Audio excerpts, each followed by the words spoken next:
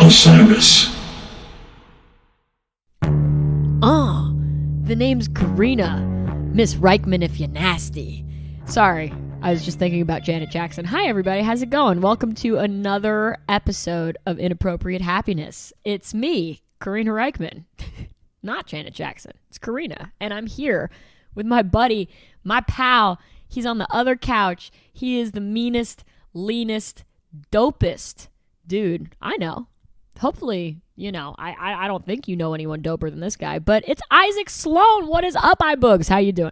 Karina, I love Janet Jackson. Dude, if you don't love Janet, you're out, baby. You got to get out of there. You went to go see her at some point, right? I saw her at the Barclays. How was it? Spectacular. Literally spectacular. But I was also in a very hooked up suite with some very excellent caviar. Wow, caviar. Yeah, it was a very bougie night for me. This was in 2017. That was amazing. I'm a huge fan. I mean, you know, and actually, you know what? I was thinking about nip slips today because I was recently, a lot's happened in the last week, Isaac. I've been on television many nights in a row. I've been on Late Night with Seth Meyers. This was not planned at all. Did we even, when we recorded last week, was this already happening? Did we talk about this? I don't even remember. I think you were about to go on Late Night with Seth Meyers last time, but then you also this week got a call to come back on Monday. You've done a lot of Seth Meyers since the last episode. Things they've been really crazy, and I'll go into that for a second. But about the nip slip, you know, I as you know, if you know me, you know, I wear pants on stage, you know what I mean? I'm never wearing much that's going to result in a nip slip, you know what I mean?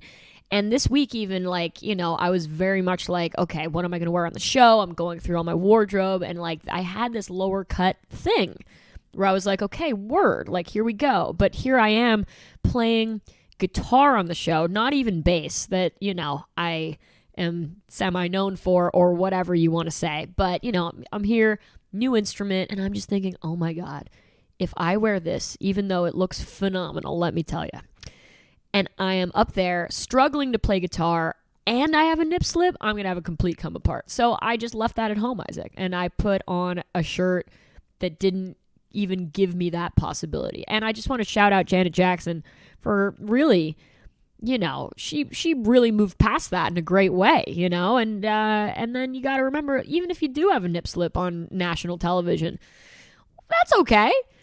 Janet's been there. We've all been there. It's all good, baby. They can blur that shit out. It's all good. Anyway, so that's not the direction I thought this was going to go in.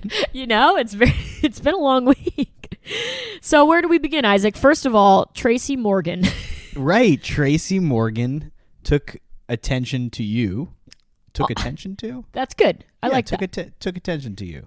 He sure did. So what happened was, I last week I got a call from the producer of Late Night with Seth Meyers. His name is Eric Lederman. He's a wonderful gentleman, and he deals with many things on the show, one of which being the band. And the regular guitar player, Seth Jabor, fell ill last week. Not COVID, but, you know, I feel like everybody's got the flu right now. You seeing this? You hearing this? It's unfortunate. Yeah, stay safe out there. Stay safe. Drink a little elderberry syrup and some apple cider vinegar or something. But yeah, so Seth fell ill. And of course, you know, the last time I was on the show was in September. And this, that was me filling in on bass for the illustrious Sid Butler, who plays bass in the 8G band on the show. And I think around that time I mentioned that I also play guitar, or we were all, you know, it's a very convivial, lovely atmosphere over there. And, you know, we all chat, and I think I even played some guitar, whatever. So it came to light that I also can play guitar. Though, Isaac, you know, as my archivist, I haven't played guitar, you know, in front of people in a hot minute. I played, you know, I came out of quasi guitar retirement last year in December at the Capitol Theater, where I played Mississippi Queen on guitar for a headcount benefit. And then before that, the last time I played guitar publicly, I think was on the Today Show with Julia Michaels, the pop star. So these are few and far between guitar gigs. I was definitely very nervous and just needed to get my guitar chops back. And I think I successfully really did. And, you know, I really think it's an easier gig to do on guitar than bass, which I don't need to pontificate upon. But let me tell you, it really worked out really well. And the funny element of this is night one, I played our producer Marlo Shankweiler's guitar, a beautiful hollow body Collings with a Bigsby. If you don't understand guitars, you definitely just think I'm speaking Japanese. But let me tell you, it is a beautiful instrument with, a tremolo bar that allows you to get very sort of surfy, great tones out of that thing. And I played that on the first day. And the producer in question, Mr. Eric Lederman, he is a big metalhead, as I have been known to also be a big metalhead. And we had bantered back and forth about me bringing the Explorer, a Gibson Explorer, which for those who don't know, you should Google James Hetfield from Metallica. He very famously plays this guitar.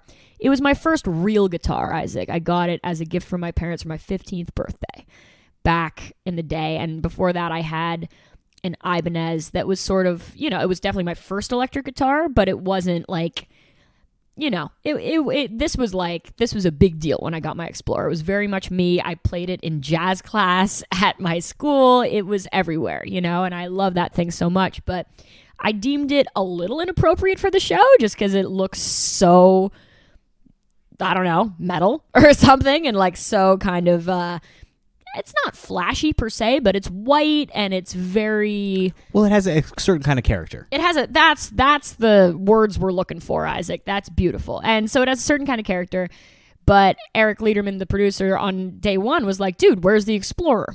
And I was like, oh, it's hanging above my bed. I sleep underneath it. I didn't think that would be like appropriate for the show. He's like, you're absolutely out of your mind. You have to bring that tomorrow. What, are you crazy? Like, you're nuts. You have an Explorer and you're not bringing it? And I'm like, all right, I will put new strings on it for the first time in years, see how it plays, and I'll bring it in. So lo and behold, I do exactly that. It feels and plays incredibly, Isaac. Incredibly. Love to hear that. I'm thrilled about it, honestly. Like, I honestly think about playing it all the time now. I got it into fighting shape. Really amazing. And I bring it in. Sounds great.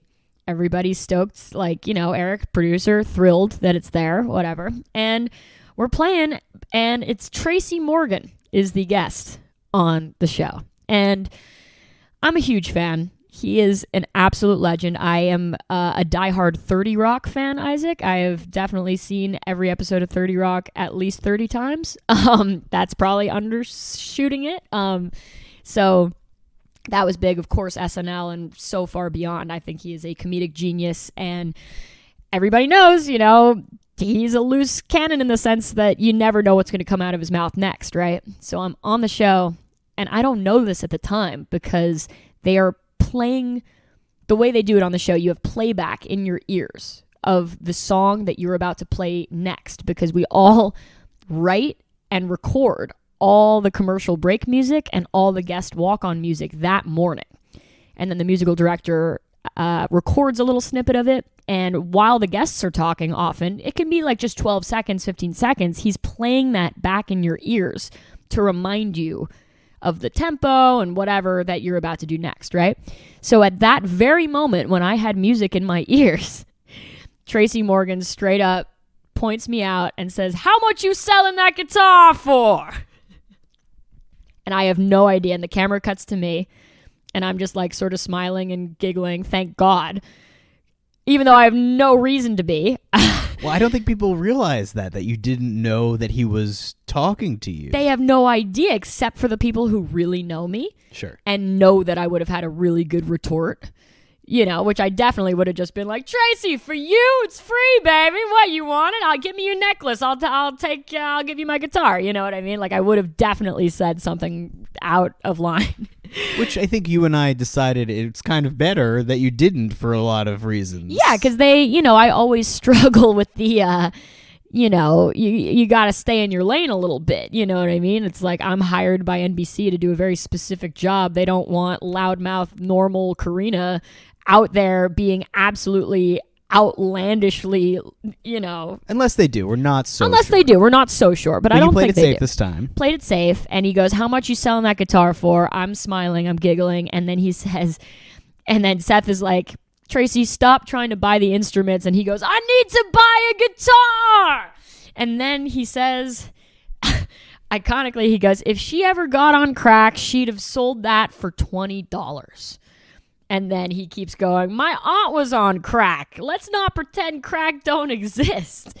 He says, my aunt was on crack. She bought me a Game Boy for Christmas and then she stole it. And then she helped me look for it. Anyway, it was amazing. I really did not know much about Tracy Morgan other than sort of peripherally, Sure. but I have definitely gotten an education on him this week, and I was really missing out. And this is another kind of iconic, amazing thing that has happened to you. And, you know, I guess, you know, some people actually have been talking about your archives this week. You know, people are like, oh, I ripped these pictures from Seth Meyers. I have this video.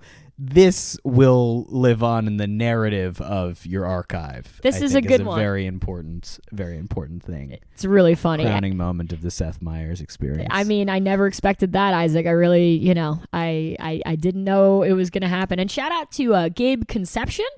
He is a wonderful dude who there is a Facebook group that some fans made called the Karina Reich fam. I know it's shocking to me too, but it exists, and there are 1,000 people in there who banter about the lunatic shit that I get up to. And this gentleman Gabe literally cuts together every snippet where I'm on camera and puts it into the Karina Reich fam in high definition. Amazing thing. Which is an amazing thing. So I would wake up in the morning and be like, holy shit, here it all is. So it's really an amazing thing, the way the community, you know, got stoked about all of it. And the Tracy thing, you know, got picked up by Live for Live Music and et cetera, et cetera. And Isaac, this is kind of skipping ahead to our next topic here, but Isaac and I both went to see Trey and Goose on Saturday at the Mohegan Sun Arena in Connecticut. And so, like, I can't even say how many people were running up to me to say that they loved the Tracy Morgan thing and other It was astonishing. It was actually really astonishing, and thank you, and holy shit, and I'm so overwhelmed. I was anything but anonymous and not, you know, trying to be, but I was just like, holy shit, everybody's running up to me telling me that the Tracy thing was so crazy, among other things. But it was wonderful to meet you at Mohegan Sun, if I met you at Mohegan Sun. And Isaac, I don't even know where to begin here. This tour is almost over at this point. We have 3 more shows. Yeah, and it's just been really, I think we can say it's been a historic tour for Trey Anastasio Band and Goose. Without a doubt. And history being made kind of every night, not to, you know, oversell it, but really, truly, you know, both bands working so incredibly hard, sitting in with each other every single night. Playing arenas that, you know, just like are slammed with people and attention and excitement. And, you know, I follow these shows very closely as they're unfolding, and then, you know, get a chance to listen to the collaborations at each, you know, the next morning on the downloads. And it was great to be there at Mohegan Sun with you to take it in person. I thought, you know, it was a great show. Incredible show. Historic moment for both bands, really. And it's just amazing to see them all, you know, I can only imagine like backstage, just like learning tunes and shedding and getting into it, and so many lyrics and chords, and I don't know, just on the, you know, the purely, you know, musician tactical side of me of just like, man, like how they are just getting so deep learning each other's music, and it's an amazing thing to see, and they're doing it with such grace. And Trey said that night, he said, you know, this tour has been so amazing, and it turned out better than he could have ever hoped for it to be. And that was just it was a poignant moment and a poignant show, and just a beautiful thing to sort of see them both play off of each other in such cool ways, and both bands sounding fantastic in their own rights.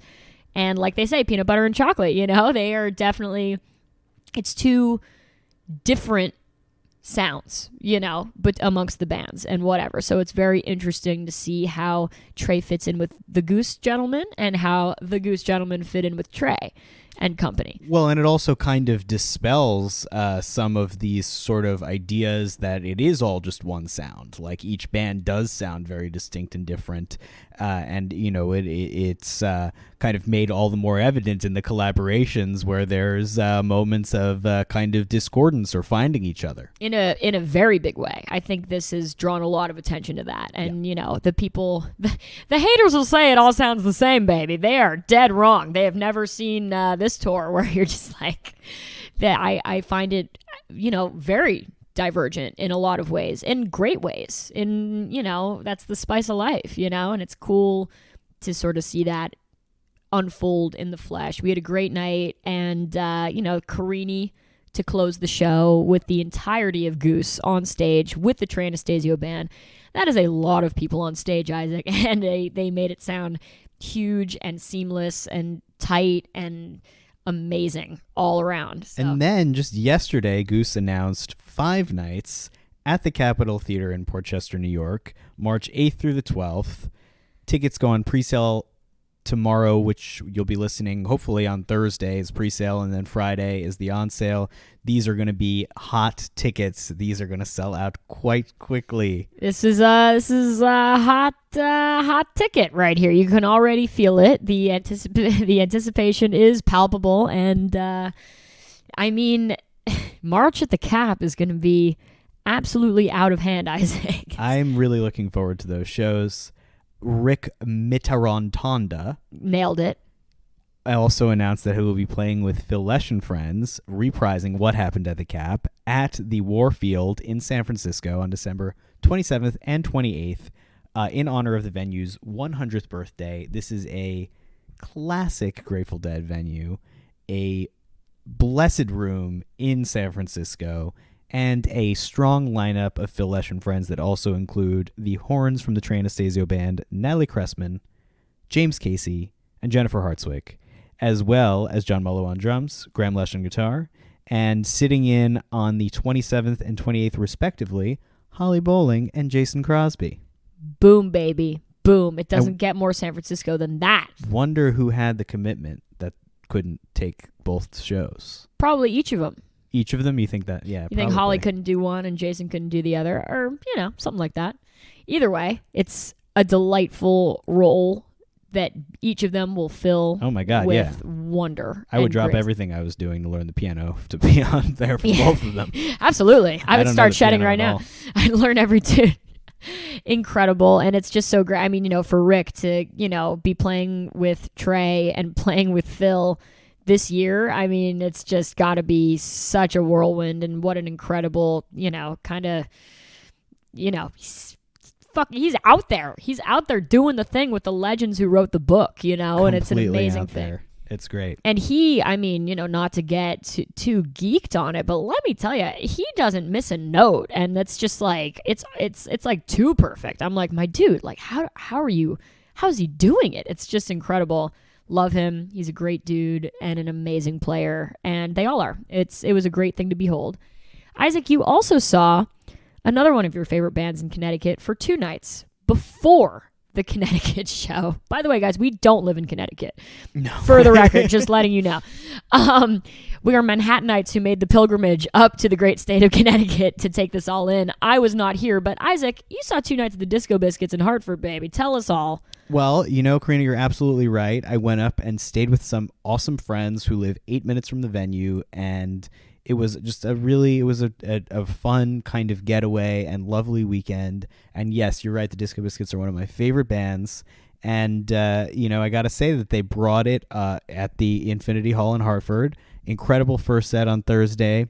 The second set was cut a little bit short, close to midnight. The band was told to get off the stage, which was a little unfortunate. It was in the middle of a raging jam, and that all came to a very abrupt halt. But they made up for it the next night with a beautifully long night of music. Lots of great new tunes from those guys. They announced a plethora of winter tour dates today, culminating in Iceland, where you will be opening for them. Holy shit. They're also playing, storied venues like the Town Ballroom in Buffalo, the Higher Ground in Vermont, which I would love to go see them at. I don't think I can. That's in the middle of the week. the Caverns in Tennessee, the Belly Up in Aspen. They are the purveyors of the Jamtronica music. They mix electronica and live improvisation and jamming like nobody else does. And they are deep into their career and as committed as ever. At least it appears so from the audience. And, we love those guys. They seem to have a great run. They also played the House of Blues in Boston and the Sherman Theater in Stroudsburg, Pennsylvania on Sunday. Incredible. It is absolutely out of hand how much we love these guys. And, Magner posted, with this big tour announcement that came just today, which was amazing to see. He made a good point on his Instagram and whatnot where he says, tickets are going on sale soon. And, this industry has been through a whole lot in the last 2 years, and the thing that you can do to help out the Disco Biscuits and help out all of your favorite touring acts is don't wait to buy tickets. If you want to go to the show and you have it marked off on your calendar, buy the tickets. Get your crew together, get it popping, put them in your cart, hit checkout, make it rain. This helps them out so much. It just takes away all the uncertainty for the bands and promoters. This is such a, the jam band circuit is very much a walk-up sort of circuit in a lot of ways. And people, especially, there are bands like Fish and Dead and Company where it's like, oh shit, like, you got to get your tickets. But otherwise, there's a lot of just like, yeah, maybe I'll make it. Like, yeah, I don't know. Who knows what I'll be doing on Saturday night, man? Oh shit, maybe that, So like, if you're that guy, which by the way, I've been that guy most of my life, but we gotta really rein it in here and do it proper for our friends, the Disco Biscuits, who I love so much and Isaac loves so much. Check out the tour dates, get your tickets, take away that uncertainty, do something for yourselves. Make it happen. We are so stoked for them. And then finally, Isaac, we saw a really great band that both of us have loved for many, many, many years on Sunday night. We saw the underplay sort of the century, considering they are playing 2 Madison Square Gardens next year that are both sold out. Correct. This is Paramore. Their fans do not wait to buy tickets. They don't wait, baby. Don't wait. Be like a Paramore fan. The first episode of Inappropriate Happiness is actually an episode dedicated to Paramore long before Inappropriate Happiness happened. Is that right? In 2017, you and I sat down after seeing Paramore at Radio City Music Hall and talked about the evolution of our love for that band, which started in 2007, like 10 years before that. And, we saw them at Central Park Summer Stage in 2008. And this is a band fronted by Hayley Williams. That may mean something to you. It may mean nothing to you. It should mean everything to you. Amen. She is an absolutely incredible frontwoman, a good spirit, and the arbiter of all things, spectacular. Kind of spectacular, And this band started off as a kind of emo, pop punk, staple, and has evolved with every album, never sort of really turning back and continuing to reinvent themselves with a familiar strain all the while. Couldn't have said it better myself. They are writing incredible songs and across having so the board. Much success. Incredible success. And, as Isaac says, I've seen the band just 3 times. Have you seen them more than that, Isaac? I've seen them many times. I saw them at Bamboozle when they debuted Misery Business, which is probably their biggest song. That's incredible. I saw them open for the Starting Line at the Roseland Ballroom. Oh, shit. I saw them at Central Park Summer Stage, that Radio City show, a couple other shows. And this for the record, was at the Beacon Theater. Yes. Absolutely incredible, sold out to the gills, screaming people. Karina has a song called Beacon that is named that because I said that you could play the Beacon with the song when she wrote it. And I'm really looking forward to the world hearing that song. Thanks, Isaac. It's one of my proudest musical moments. I can't wait for it to come out. It's such a great thing, and I hope to play the Beacon Theater with it. Um, so we love the Beacon Theater unequivocally. And, to see this band that, as Isaac says, has developed so much under our eyes, for all these years. And we've really grown up with them in such a crazy way. And for the record, Hayley Williams, 2 more words on her, which is just that for me, I'm never out here being like, I am a woman in music. Like, I am a person in music. I happen to be a woman. That comes with its own, series of crosses to bear and whatnot. But whatever, we don't have to dwell on that right now. But all I'm saying is, as a young girl watching Hayley Williams be so ferocious and unequivocally herself without ever... she's gorgeous, but she's not overly done up. She's not overly whatever. Like, she's just very much herself, charismatic as can be. She was a huge inspiration to me, even though I'm, wasn't trying to be a singer in a pop punk band. But she's just, her spirit really is a special one. And I think, people would be compelled by her, even if you've never heard of this band. You should probably check it out. It's really good stuff. And yet again, they have been doing this since they were like 15. It's 20 years later, and they're still at it. Lineup's a little different, but Hayley and Zach Farrow, the drummer, are constant, and the guitar player constant. Yeah. The bass player got shifted out, and they have a percussionist now and a keyboard. Like, there's a lot going on now, and it's just a really all-encompassing, excellent show. So we would tell you to go to the Garden, but it's sold out. So, get your tickets on the secondary market and go Paramore. We long live Paramore. They are a phenomenal band, and it's really an amazing weekend of music, specifically for you, Isaac. You saw 2 Biscuits shows, Trey and Goose, Paramore, and here we are. I know. It was really a feast ahead of Thanksgiving. Really delightful and delicious. It was. And tonight, I would like to tell the people I am going to sit in with one of my favorite singer-songwriters. His name is Rayland Baxter. He is my bro. He is from Nashville. His father, Bucky Baxter, is an unequivocal legend. Was, I should say, God rest his soul. And he played on Bob Dylan records among so many others. And he, follows in his father's footsteps every day by making good old American rock and fucking roll music. And I'm such a fan.